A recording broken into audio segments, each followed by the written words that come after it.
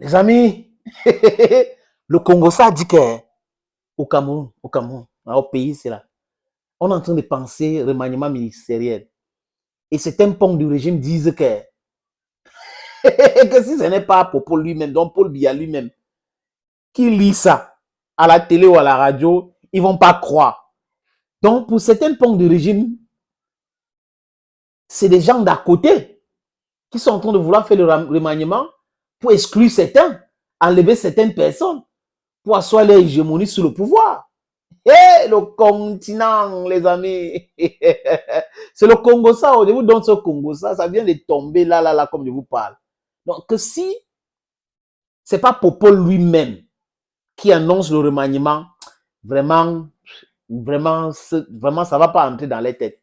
C'est pas moi qui dis. C'est le Congo, ça qui dit. Et Congo, ça continue de dire que les gars ont peur de perdre leurs privilèges.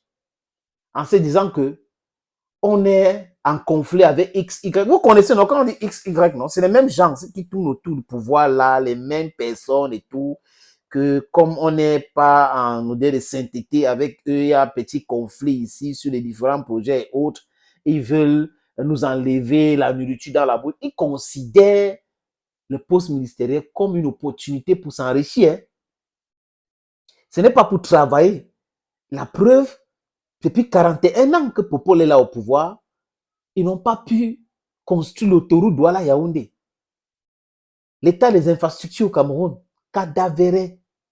Oui, mais ce qui les intéresse, c'est le pouvoir, le ministre, les privilèges. Quand ils veulent partir de leur maison pour aller au bureau, les gyrophares, ils arrivent au bureau, ils mettent la clim, ils appellent les gens au téléphone, ils parlent avec leurs amis, ils commencent à regarder les différentes niches là où ils peuvent profiter pour prendre quelques milliards. C'est comme ça qu'ils travaillent. Et là, conséquence, les gars ont peur. Ils ont peur de perdre leurs privilèges. Ils ont peur de perdre leurs privilèges.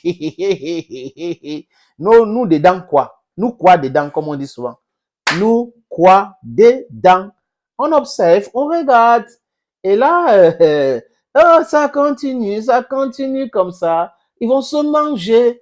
Et nous voulons la libération tout court. Mangez-vous entre vous, c'est votre problème. Que dalle, les amis, que dalle. C'est leur problème. Ça ne nous concerne pas. Remaniement ou pas remaniement, ça change quoi au train de vie des Camerounais? Ça change concrètement quoi dans la vie de tous les jours des Camerounais? Rien du tout. Rien du tout. Ça augmente plutôt la souffrance du peuple. Parce que ce ne sont pas des gens visionnaires. Ce ne sont pas des gens qui sont là pour travailler pour le bien-être du peuple. Ça ne les intéresse pas, aucunement pas. Comme je dis, j'insiste, je répète, tout ce qui les intéresse, les amis, c'est le pillage, c'est l'enrichissement illicite, c'est amasser les fonds, c'est d'être riche sauvagement sous le dos de pauvres Camerounais.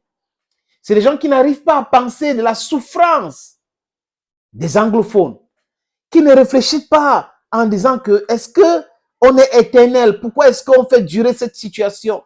Pourquoi est-ce qu'on fait durer la souffrance du peuple anglophone? Ça ne les regarde pas. Vous allez dans la santé, l'infrastructure, tout ce que vous pouvez citer, les amis, c'est catastrophique dans ce pays. Quand vous avez les gens qui pensent seulement à conserver leur pouvoir, ça donne ça. Parce que si vous avez les gens qui viennent travailler pour embellir les vies et la ville de leurs concitoyens, ils vont travailler vite pour partir, laisser la place aux autres pour dire que bon, on a tellement travaillé, on est fatigué, laisser la place. Mais ça ne les concerne pas. Ce qui les intéresse, les amis, c'est fait quoi? Illicit enrichment. That's all. Thank you, friends, for watching. Bye bye for now.